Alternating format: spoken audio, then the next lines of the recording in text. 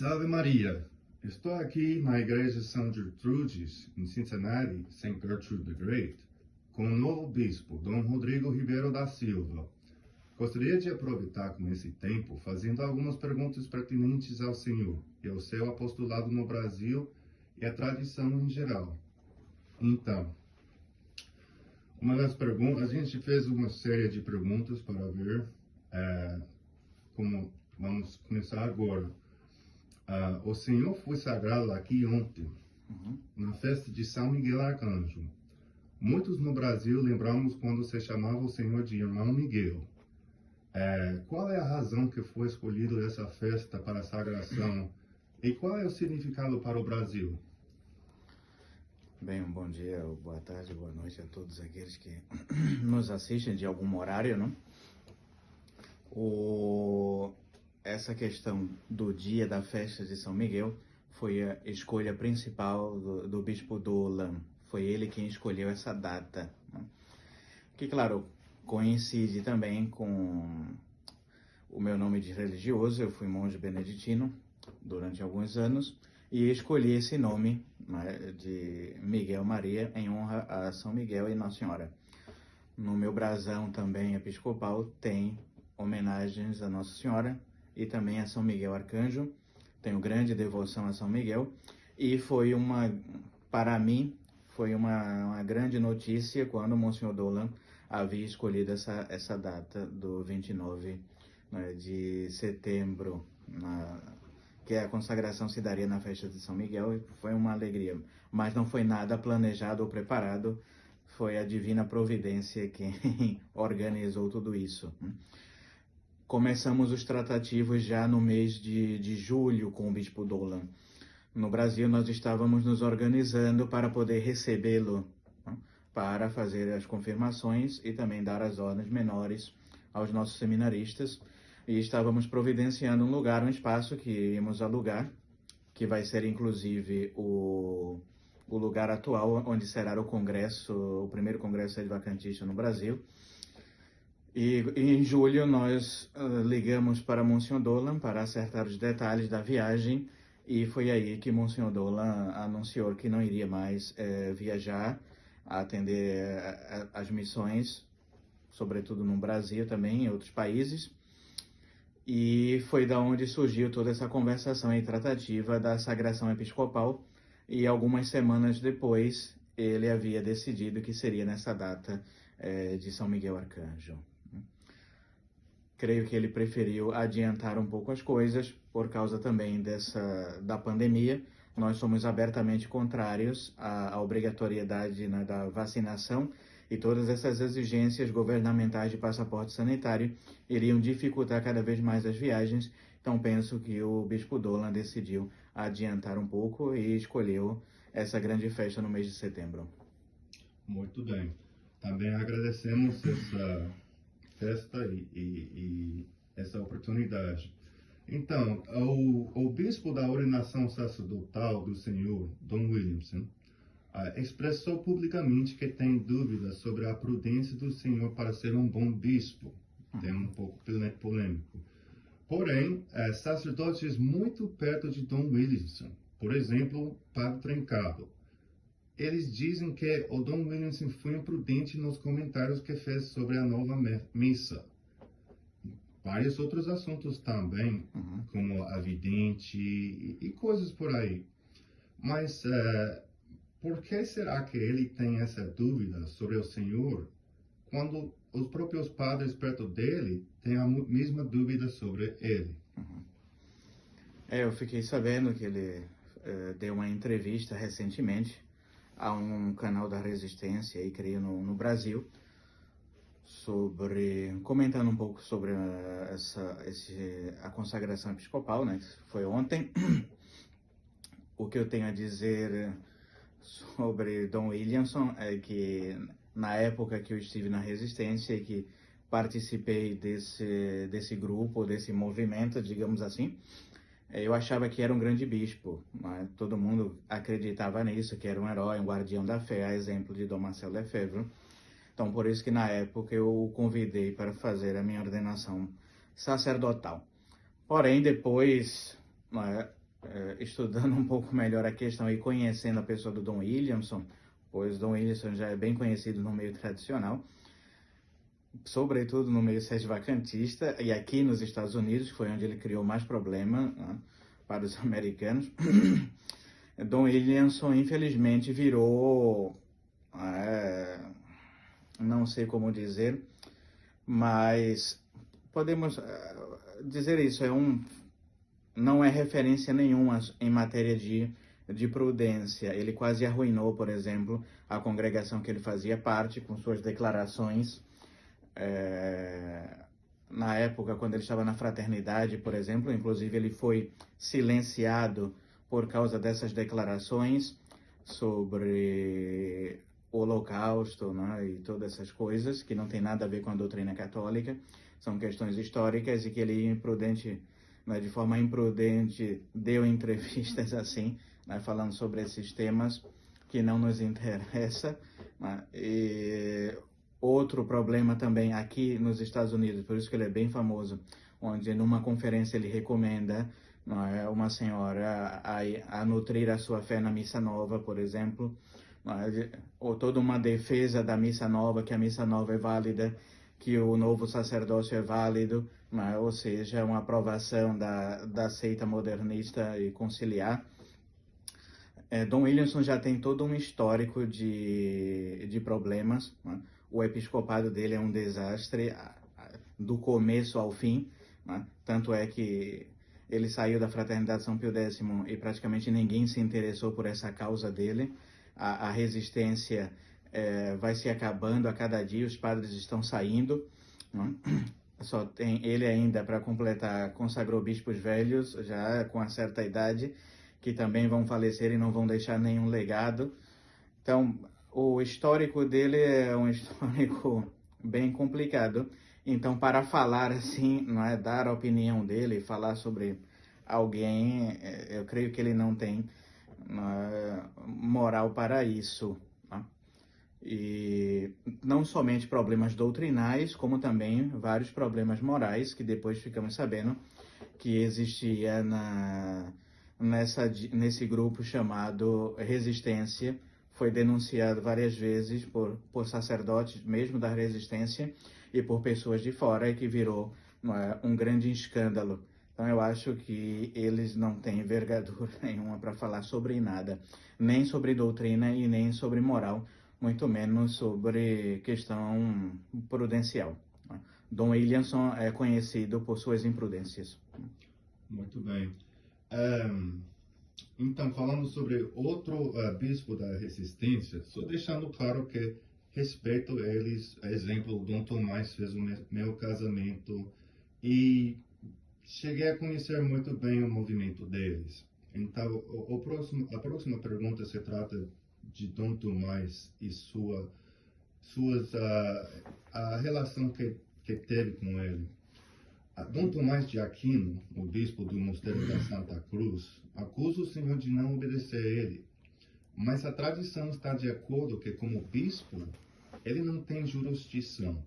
Como monge beneditino, abade e bispo, ele não tem autoridade legítima fora do mosteiro dele. Quando Dom Galareto da Fraternidade pediu a obediência dele para não ser mais abade ou autoridade do mosteiro, o então sacerdote Dom Tomás parou de ajudar a fraternidade e reclamou: por que será que ele pede do Senhor obediência, mesmo que o Senhor não era da ordem beneditina e não sujeito à autoridade dele? Isso são histórias, são problemas antigos, mas também não deixam de ilustrar um pouco essa crise que nós estamos passando, inclusive crise nos movimentos tradicionais, onde cada um desses grupos dizem que são autoridade, ou que têm autoridade, ou que são a arca de salvação para muitos. Quem está no nosso grupo se salva, quem não está se condena. Toda essa confusão. Isso, tanto Dom Williamson tem problemas com relação a isso, como também o Dom Tomás. Como o senhor bem falou, ele é prior do Mosteiro da Santa Cruz. Eu fui monge lá durante um tempo, e depois eu saí do mosteiro e fui para o seminário que o Bispo For, na época, estava fundando, recém-fundando. Então eu me desliguei do mosteiro e fui para o seminário, né, da Sociedade Sacerdotal dos Apóstolos de Jesus e Maria. Não sei se existe até hoje, mas na época eu fui para lá e então professei, digamos assim, durante 3 anos obediência a esse instituto e ao superior desse instituto, que seria o Monsenhor For, né? Voltando para o Brasil, depois de minha ordenação, comecei a ter alguns problemas, sobretudo com relação ao apostolado, por causa dessa interferência do mosteiro, né, ou do Dom Tomás. E então foi quando eu disse que, de fato, eu não devo obediência, nenhuma ao mosteiro, porque eu não sou monge, mas sim diretamente ao Bispo For. Então, ele é quem deve me mandar as ordens, e nós vamos ver, o que é possível fazer ou não. Sobretudo porque depois da minha ordenação eu praticamente fui abandonado, né? Eu tive que organizar as missões, os fiéis, todo o apostolado, e essas autoridades nunca se importaram comigo, nem me ajudaram de qualquer forma no apostolado. Então eu tive que trabalhar muito para poder, organizar o meu apostolado, independente desses bispos, e mesmo de minha congregação na França, que nunca sequer me escreveu nada. O Bispo For nunca me mandou um e-mail, por exemplo, depois da minha ordenação, ou pedindo alguma coisa, né?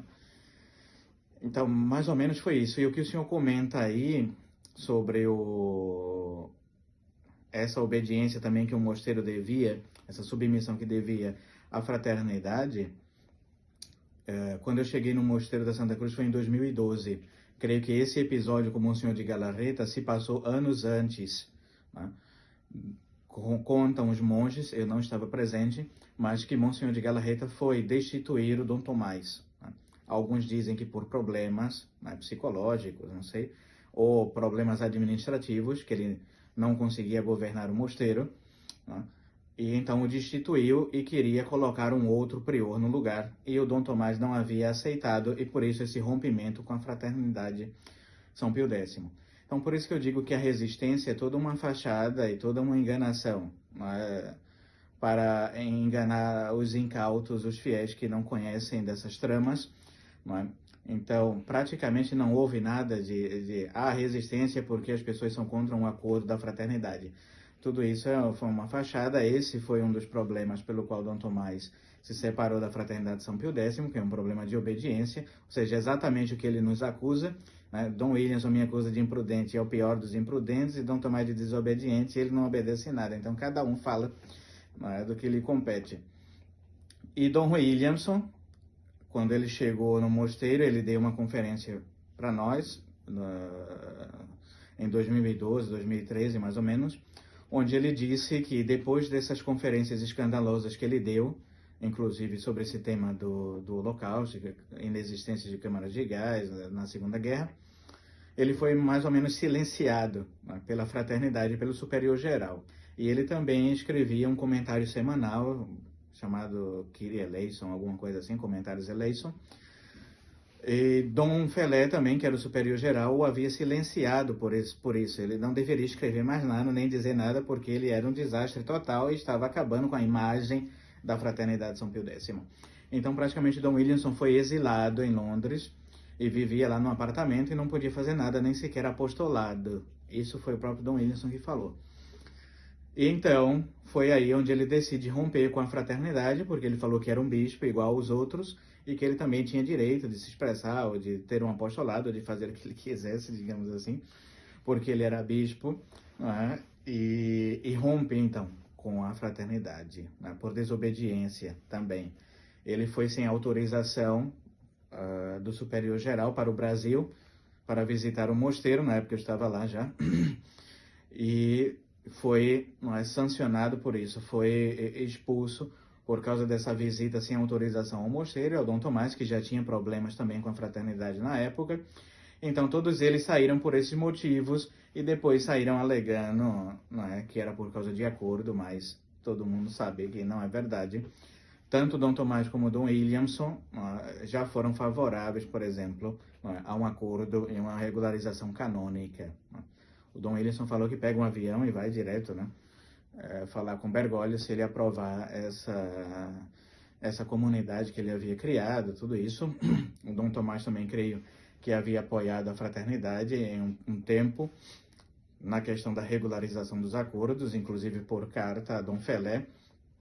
Então, tudo isso é muita história e, né, tem muita mentira por trás de tudo isso. Nós que estamos nos bastidores conhecemos esses detalhes, mas infelizmente as pessoas que são fora se deixam enganar, né, por esses homens. Muito bem. A próxima pergunta tem um pouco a se trata com isso que falo sobre os padres juntando a resistência, ou saindo da fraternidade. Existe uma situação difícil de padres saindo da fraternidade São Pio X e juntando-se à resistência, porque muitas vezes estamos aprendendo que esses padres saem por outros problemas, que não necessariamente se trata do acordo, às vezes morais e graves. Temos o caso famoso do padre Abraham, que mora junto com Dom Williamson, do que eu sei, a última notícia que fiquei sabendo. Isso criou um escândalo na Europa. E aqui nos Estados Unidos existe o caso de padre Marshall Roberts. Este padre foi denunciado num livro chamado Rito de Sodomia, muito antes da concepção da resistência. Ele foi expulso da Capela da Resistência na Flórida, a Capela São Miguel Arcanjo, por ser descoberto pelos fiéis de ser um homossexual ativo. Estava cometendo sacrilégio dentro da igreja. A capela depois saiu da resistência e padre Roberts fugiu, banido do lugar. E agora trabalha com padre Pfeiffer. Então, tecnicamente não saiu da resistência também, não. Outra resistência, outras pessoas. Porém, existem casos de outros padres com problemas. Será que tem problemas desses padres morais no Brasil, ou coisa que se trata? E qual tem o papel de Dom Tomás Aquino em tudo isso? Como eu disse, né, a resistência a tantos problemas graves, doutrinais, né, como essa desobediência e essa resistência pública às autoridades legítimas, ao menos que eles consideram que são legítimas. E há também todos esses problemas que envolvem, não é, a fraternidade, e depois ficamos sabendo da resistência. Aqui nos Estados Unidos, eu creio que no começo do ano, ou foi no ano passado mais ou menos, fizeram documentários e várias entrevistas sobre esse tema e publicaram coisas ruins sobre isso na Fraternidade São Pio X. Então, aqui nos Estados Unidos e, se eu não me engano, também na Europa, especificamente na França. E depois fizeram uma ligação, porque boa parte desses padres foram expulsos da Fraternidade São Pio X e migraram, foram aceitos pela dita resistência, por esse movimento, né, do bispo Williamson. Causou alguma surpresa, né, para todos. Como eu disse, né, muitos saem da Fraternidade São Pio X por desculpa. Né? É uma questão de acordo, eu sou contra o acordo da fraternidade, e vão para a resistência. Porém, estão saindo por outros motivos, seja por esses, da desobediência que nós falamos, ou por problemas morais também, de escândalos. E como a resistência não tem contato direto com a fraternidade, acaba aceitando esses padres sem nenhum critério. Né? Então, isso é um problema. Nós ouvimos vários casos, tem esses também, na França também eu ouvi casos assim, na América do Sul também eu ouvi vários outros casos de problemas esses, e creio que o que falta é um critério, né, de selecionar esses padres e de não sair recebendo todo mundo, né, sem credenciais, aí acaba acontecendo isso. Porém, nem tudo é assim. Né? Eu ouvi dizer que, de fato, há um sacerdote desses que tem problemas, que vive com o próprio Dom Williamson atualmente. Né? Eu ouvi de padres que denunciaram isso publicamente, não é? Essa relação que havia. Eu cheguei a perguntar também ao Dom Williamson, ele confirmou que vivia com esse padre, não é? E ouvi também no Brasil de áudios, ou seja, que ele é favorável a isso, mas de ter sacerdotes assim com problemas morais, né? De guardar esses padres, inclusive até padres que têm apostolado, né? Ele permite até que padres tenham apostolado. E no Brasil também ouvi dizer que o Dom Tomás deu também uma entrevista a alguém, não sei, ou falou, comentou com alguém e que de fato que tinha um sacerdote na França também que tinha esse mesmo problema e que vivia com uma família e que, bem, não se deveria falar sobre essas coisas, sobre esses assuntos, porque ele já havia cumprido a pena dele, algo assim, então ele poderia voltar a trabalhar de novo com as famílias. Ou seja, me parece que não é só um problema, eles recebem essas pessoas porque não conhecem o histórico dessas pessoas.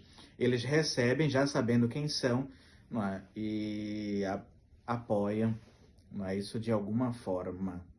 Uhum. Então, infelizmente, vão ter sempre esses problemas recorrentes. Exatamente. Só o meu comentário sobre isso, porque eu fiquei sabendo um pouco sobre a situação ontem. Me parece interessante que ele denuncia bem forte o Senhor quando tomou a postura que tomou, mas ele está comentando, o Dom Tomás está comentando que não deveria falar ou denunciar esses padres com problemas sexuais. Ele disse da forma, tem coisas que não se deveria falar, ou não se deve falar. Então, me impressionou muito que está muito rápido a condenar o padre que se torna sedicantista, mas tem fotos aqui circulando nos Estados Unidos de Dom Fo com esse padre Marshall Roberts. Nunca denunciaram ele, mas se denunciam os sedicantistas. Me parece estranho isso. Porém, mais nesse tema de ordenações, pode explicar para nós a necessidade dos sacerdotes serem ordenados sob condição, se vem do novo surdo, e por que tem padres que dizem ser da tradição no Brasil, mas com ordenação duvidosa no rito ao doutorado e trabalhando junto com a resistência? Isso é um problema de teologia que tem, não é? A fraternidade e a resistência em aceitar a validade das novas ordenações e mesmo do novo rito, não é? Dom Williamson é bem favorável a isso, né? Tanto é que ele chega a dizer que existem até milagres na missa modernista, né? E aceitam também a validade dos ritos novos. Creio que inclusive os dominicanos de Evrier escreveram até um livretinho falando sobre essa validade. Na época o padre Checada também escreveu contra eles. Porém, essa ideia é recorrente, que a missa nova é válida e que os padres novos ordos são válidos. Nós somos contrários a isso, por isso que nós ordenamos, se vem algum padre do modernismo, deve passar pelos nossos seminários e depois de anos de formação podem, né, ser ordenados validamente ou não. Na resistência e na fraternidade não é assim, as pessoas saem do modernismo e eles reordenam. Alguns casos dizem que isso era feito no começo, mas depois da morte, sobretudo, de Dom Lefebvre, e essa aproximação com os modernistas, eles acabaram aceitando tudo como válido. Bem, da nossa parte, nós não podemos aceitar isso, nós insistimos que a missa nova é inválida e herética, juntamente com a sua falsa hierarquia Novus Ordo.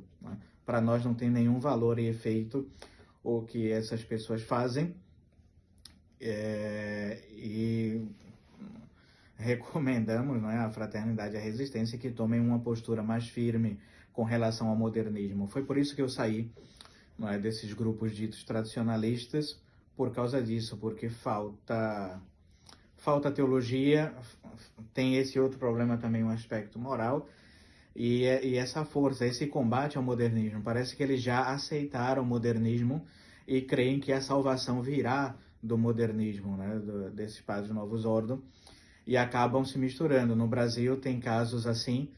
No priorado em São Paulo tem um padre Novus Ordo que reza a missa lá e que não foi ordenado. Então muitos não vão à sua missa ou ficaram escandalizados com esse tipo de postura. Há também o caso creio que do padre Jair, na Bahia, e também o do padre Fernando, em Goiás, que são padres que foram ordenados segundo o novo rito, na missa nova, inclusive rezaram missa nova durante alguns anos, e esses padres são tidos como da tradição, mas nunca receberam nenhuma formação nenhuma, nem sequer chegaram a ser ordenados no rito aprovado pela Santa Igreja. Então, esse trabalho com os modernistas também criou um grande empecilho para poder trabalhar com eles. Isso foi um problema também. As declarações escandalosas do Dom Williamson em favor da missa nova, que a missa nova dará graça, inclusive até milagres, e que se pode frequentar de tempos em tempos a missa nova, isso foi um escândalo, né? Nós temos inclusive um juramento antes de ser ordenado na fraternidade, também na resistência. Nós prometemos nunca recomendar ir na missa nova, né? E Dom Williamson dá esse tipo de declaração totalmente imprudente e aceita também os padres do Novus Ordo como válidos e tudo. Eu conheço de casos de sacerdotes que tiveram que insistir, por exemplo, com Dom Williamson, né, para serem ordenados no rito antigo, e Dom Williamson dizia que não, que eles eram válidos, que ele acreditava no sacerdócio deles, modernista, tudo isso. Então, esses grupos dito tradicionalistas são um desastre, né? E a cada dia as pessoas vão enxergando isso, os sacerdotes também, e vão abandonando esses grupos, né? Infelizmente. Muita contradição na resistência. Então, muitos católicos, eu percebi isso aqui nos Estados Unidos pelo menos, muitos católicos estão animados com a postura de Dom Vigano. Inclusive, eu vi no boletim aqui. Tem alguma esperança que ele ou outros clérigos rejeitem Bergoglio e aceitem a postura que a sede de São Pedro é vacante? O Dom Vigano, ele dá algumas declarações interessantes, né? Ele é uma testemunha, né, de que o modernismo é nulo, é inválido completamente, é uma falsa religião, é uma falsidade, tudo aquilo. Ele mesmo diz que viveu nessa falsidade durante toda a sua vida e dá esse testemunho, né? Que há alguma coisa de interessante em tudo isso. Rezamos para que muitos outros, né, falsos bispos, falsos padres saiam dessa igreja modernista, de fato se convertam. Nós rezamos sempre pela conversão dos hereges, né? Mas é o que nós podemos fazer, rezar pela conversão deles, mas creio que apoiar assim diretamente, como faz a Resistência ou a Fraternidade e alguns outros grupos, achando que ele é o novo Dom Marcel Lefebvre, o novo guardião da tradição, né? Eu penso que está um pouco longe disso. E ele teria de procurar mesmo uma reordenação válida e dar bons frutos, né? Porque até agora nós não vemos bons frutos desse homem, né? Ao contrário de Dom Lefebvre, por exemplo, que consagrou bispos, construiu seminários, fez alguma coisa. Não simplesmente ficou encerrado lá na casa dele, escrevendo artigos de internet, né? Interessante. Minha opinião é o mesmo. Então, esse último tema aqui, gostaria de falar sobre... Pois bem, é um rumor no Brasil.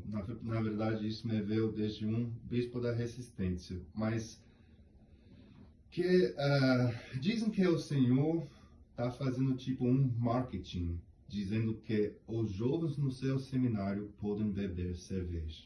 Ridículo. Conhecendo o Seminário São José, eu não vi nada disso. Na verdade, me parece uma história inventada por pessoas de baixa inteligência. Gostaria de falar a respeito... O senhor gostaria de falar a respeito da popularidade hoje em dia de caluniar padres. Os leigos fazem isso muito. E qual é o pensamento católico a respeito a isso? Nós, quando saímos, não é, desses grupos, é claro que a única coisa que vai sobrar é a calúnia, a difamação, a detratação. Isso é comum. Você não faz parte do meu grupo, então eu lhe ataco, não é? Faço todo tipo de acusações. O Brasil já é conhecido por isso, não é? Esses grupos se destroem por eles mesmos, não é? E é o que nós podemos constatar. O nosso seminário já está há alguns anos, né? Graças a Deus. Temos esse trabalho nas redes com a divulgação da doutrina católica, traduzimos livros, ou seja, temos muito trabalho, graças a Deus, e acabamos sendo um pouco visualizados, né? E quem nos odeia, como a fraternidade, como o modernismo, não é? Ou esses outros falsos grupos, a única coisa que eles têm a fazer é nos atacar moralmente, né? Ou seja, acusar sempre daquilo que lhes compete, né?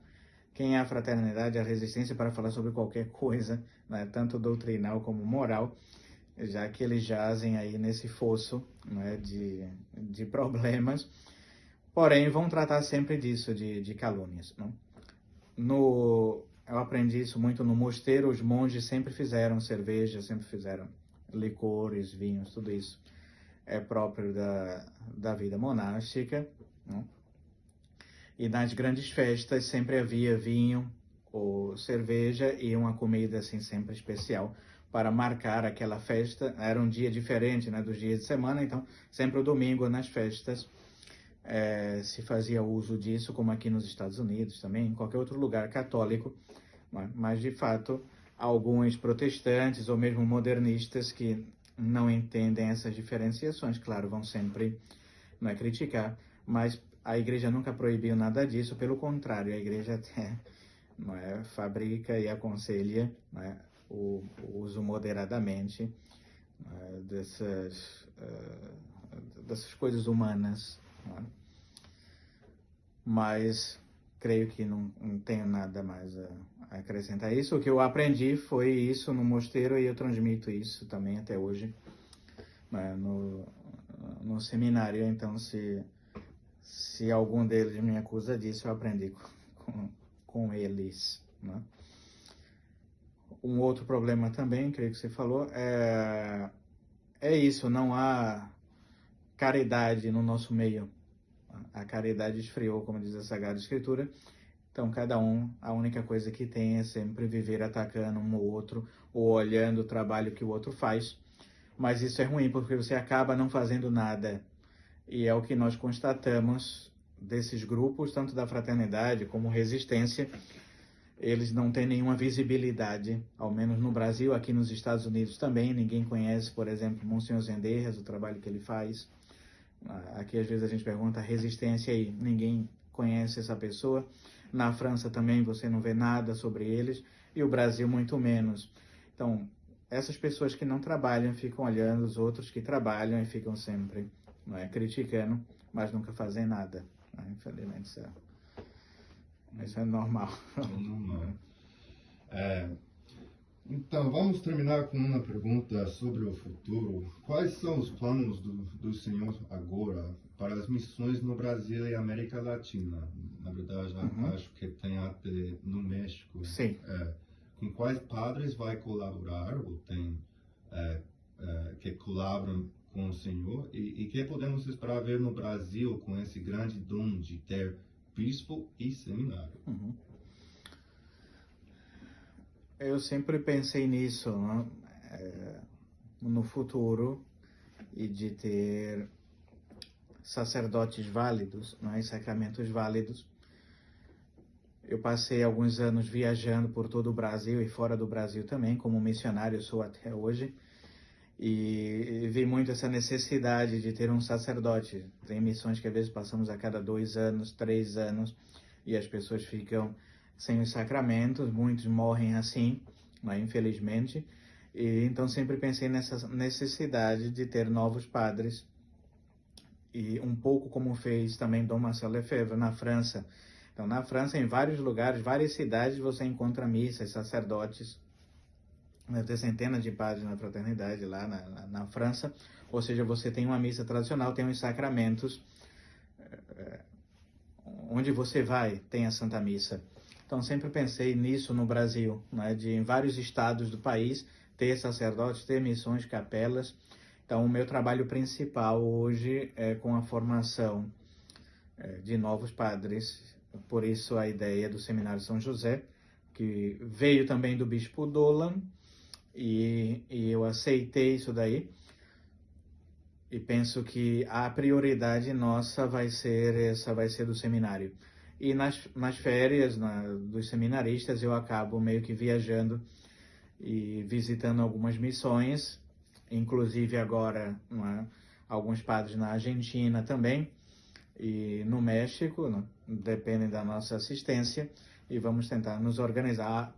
Tenho contato também em outros países, mas a prioridade em si agora não vai ser tanto as missões, senão o seminário. Eu volto, na próxima semana eu já volto direto para o seminário para dar continuidade às aulas, às ordenações. Alguns vão receber a prima tonsura e ordens menores, que deveria dar ao Monsenhor Dolan, porém por conta dessa pandemia e de toda essa confusão, não pôde. Então eu voltando, já haverá confirmações, prima tonsura, ordens menores no seminário, e vamos seguir com as aulas, né? E se Deus quiser, em janeiro, aí eu vou começar já a fazer algumas viagens aí para atender outras famílias e outros padres também. Legal. Alguma última coisa, a última palavra para os fiéis antes de concluir? Bem, eu agradeço as orações de todos. Eu aceitei esse ofício, né, de bispo, mas por causa dos fiéis, desse pedido insistente, né, das pessoas, né. Alguns padres também me escreveram pedindo para que eu aceitasse, né, esse ofício, mas sobretudo as famílias católicas, não somente do Brasil, mas de outros países também, países vizinhos ali, né, e eu acabei meio que me inclinando a isso graças aos fiéis e à oração dos fiéis, né? E por causa dessa necessidade, né, dos fiéis de terem os sacramentos válidos.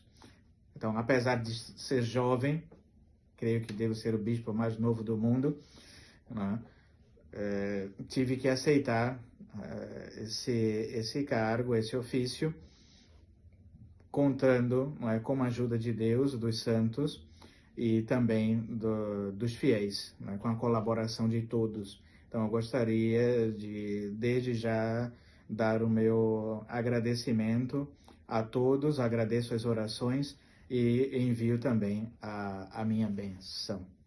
Benedictio Dei Onipotente, Patris et Filii et Spiritus Sancti, descendat super vos, et manet semper. Amém. Muito obrigado, Sua Excelência, e esperemos ver muitos bons frutos no futuro com todo o seu apostolado. Amém. Que Deus nos abençoe a todos. Amém.